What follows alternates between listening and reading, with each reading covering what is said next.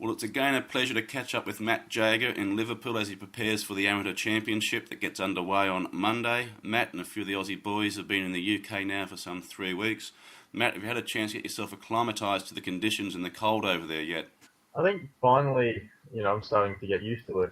It's been beanies, jumpers, jackets, a whole lot just to keep warm. So it's been a totally different experience. You've had a chance to have a practice round this morning. How are the courses shaping up? What are some of the challenges and what are some of the uniquenesses associated with playing this type of golf? Well, obviously it's taken a little bit of getting used to the true links golf. I've got courses like Moona and the Dunes back in Australia where, it's links golf, but we don't get the opportunity to play them very often. And here it's just that little bit faster and the rough is just that little bit different. It takes a few weeks to acclimatise, but my game's starting to feel more comfortable now, and visually as well. I'm starting to feel a bit more comfortable with links golf, so looking forward to the challenge. The Amateur Championship, it's probably the biggest event for you guys on your schedule. What's the buzz factor this week in Liverpool leading into the tournament? Well, today was the first time that we've been out to the golf course. We had a practice round today at Formby.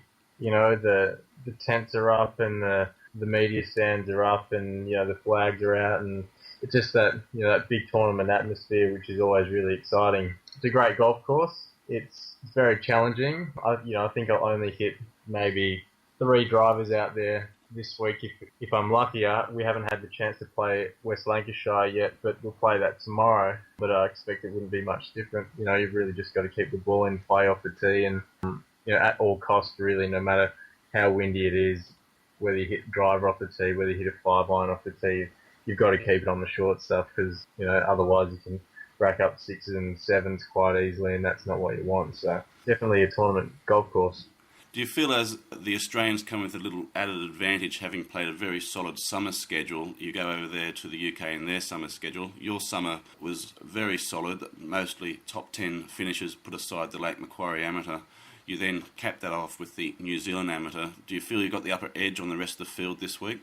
Well, obviously there's a lot of good players out here this week, and I haven't exactly played my best golf over the last couple of weeks. However, I've been planning towards this tournament for the whole year now.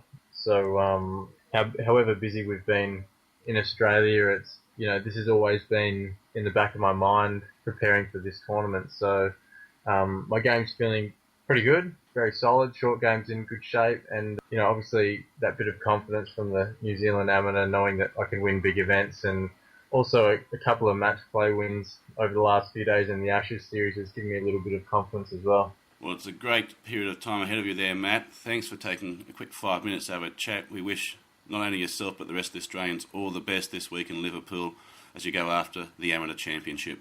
No worries, I'm really looking forward to the challenge, and so are the other boys. So we'll see what the week brings, but hopefully it's good news.